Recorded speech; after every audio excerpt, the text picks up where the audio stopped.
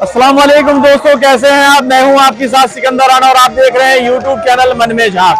तो आइए शुरू करते हैं आज का खास प्रोग्राम। हिंदुस्तान के सूबाए उत्तराखंड को मशाहिर औलिया अल्लाह की सरजमीन होने का शर्फ हासिल है और इसी का एक शहर है रुड़की, जिससे चंद किलोमीटर के फासले पर कलियर नामी बस्ती मौजूद है और आज हमारी टीम इसी बस्ती में मौजूद है।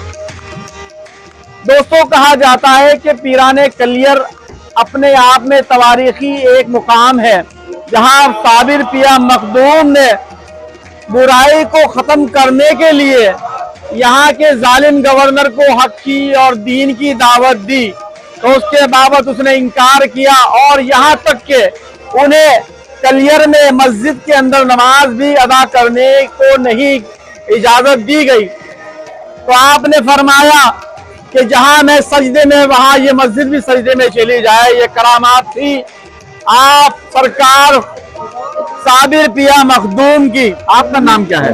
मेरा नाम मोहम्मद रफी है। ये पहाड़ी गेट शॉप नंबर 2 है। ये साबिर पहाड़ी गेट बोलते हैं। दरगाह के बिल्कुल करीब नहीं है। दरगाह साबिर साहब की दुकान है चढ़ावे की। यहाँ चढ़ावा बिकता है और यहाँ बड़ी बड़ी दूर से जायरीन आते हैं। आप ये बताइए, आप कब से हैं यहाँ? मुझे 8 साल हो गए यहाँ पर। अच्छा, तो आप क्या यहाँ पर जो 8 साल हो गए, बड़ी करामाती दरगाह है, थोड़ा सा बताएंगे आप बाबा के बारे में? जी हाँ, अभी तकरीबन 1-2 महीने का टाइम हुआ। 2 महीने पहले एक का बच्चा खत्म हो गया था जी। बिल्कुल एक हाजिरी में आए और उनका बच्चा खत्म होगा। उन्होंने बागवा की चौखट में रख दिया। रखने के बाद में रो के तड़प के 2 घंटे के बाद उनका बच्चा जिंदा होगा। इनके जिंदा करामात है ना। बड़ी बड़ी दूर से आते हैं इलाज के लिए। जो दिल चाहता है और आने के बाद में यहाँ से ठीक होके जाता है। अच्छा, वो मुर्दा बच्चा था, खत्म हो चुका, बिल्कुल खत्म हो गया अभी। आप देख रहे हैं कि बता रहे हैं कि 2 महीने पहले एक बच्चा जो कि डॉक्टरों ने उसको मरा हुआ क्लियर कर दिया था, ये कह दिया डिक्लेयर करके कि ये बच्चा मर चुका है।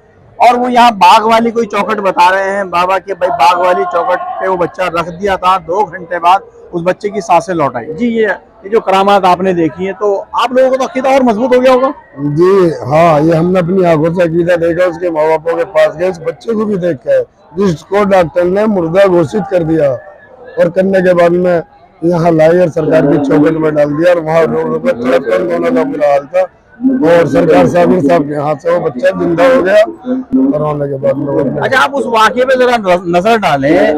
एक वाकया हमने सीरत साबिर में पढ़ा था कि आपने जब शादी की और एक तजल्ली जब जौजा पर डाली तो वो जलकर खाक हो गई।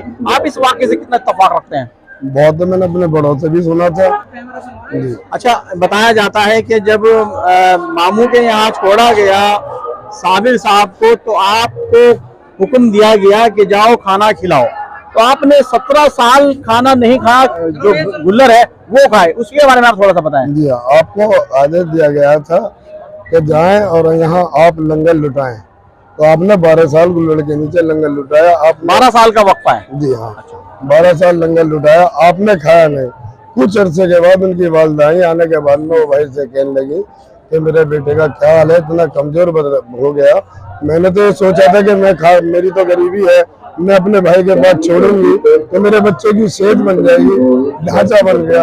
उन्होंने तो पूछा अपने बेटे से, सरकार साबिर साहब से, साबिर तुझे क्या होगा कि हमने मुझे 12 साल खाना नहीं खाया, क्यों तेरे मामू के यहाँ तो लंगर लुट रहा। उन्होंने पूछा कि क्या नाम है भैया, मेरे बच्चे को तुमने 12 साल खाना नहीं खाया, तो कहने लगे मैंने तो लंगर लुटाया। तो आपने कहा मामू जान, आपने लुटाने को कहा था, खाने को नहीं कहा था। बताइए, ये था तकवा।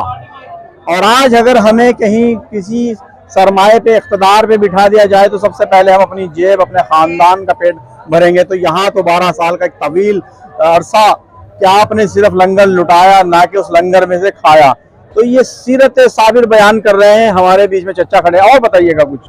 और दूसरी बात ये लंगर के बारे में, तो आप ये सोचो कि यहाँ के जानवर को आप गोश्त डालेंगे तो खाएंगे नहीं, इस कदर का लंगर है कि यहाँ कोई भी भूखा नहीं। अच्छा, ये जो फुकरा बैठे हैं यहाँ, जितने भी मैंने देखा है कि साबिर दरबार हैं, होटल्स हैं और फुकरा बैठे हैं, तो ये लोग गिज़ा लेने से क्यों कासिर हैं? साहब ये सरकार साबिर साहब के लंगर से ज्यादा खुश है। ये उनकी ही दाल रोटी खाते हैं, उन्हीं का लंगर खाते हैं।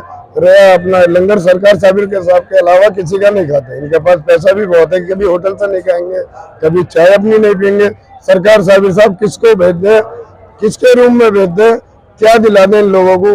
रात के 4-4 बजे यहाँ बिरयानी की देगे आ जाती है, तो जो दुनिया ने नहीं खाई। अच्छा, मैं आपसे एक सवाल करूंगा कि आप मकामी हैं यहाँ, दाखिली और खारजी लोग तो बहुत सारे हैं, लेकिन मैं देख रहा हूँ कि आप अतराफ में आपकी दुकान है। अच्छा, कोरोना मर्ज आया था जी, तो क्या उस वक्त भी गिज़ा की किल्लत हुई थी यहाँ पर? यहाँ तो इस कदर था उस टाइम भी लंगर चलता था साबिर साहब, बराबर लंगर चला। ना यहाँ किसी हमारे स्टाफ ने कोई परेशानी करा, ना किसी डॉक्टरों ने परेशानी करा, चेकअप भी सबने कराया, किसी को कुछ। अच्छा, हुकूमत की तरफ से कोई ताउन दरकार हुआ आपको? नहीं, हुकूमत की तरफ से तो बहुत सेफ्टी थी, ना कोई पाबंदी थी, ना कोई रोक था। नहीं, मैं ताउन की बात कर रहा हूँ, यानी हमदर्दी, मदद। आप बहुत मदद थी उनकी, उन्होंने कुछ नहीं भाई ये समझाया भाई एहतियाती भुगते।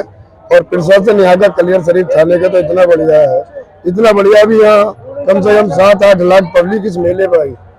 आने के बाद में यहाँ इंतजाम इस गेट का, ये निकासी गेट बोलते हैं, निकासी द्वार है, यहाँ पे इस कदर का इंतजाम अच्छा था कि ना कोई गिरा है, ना कोई रुका है, ना कोई जाम लगा है।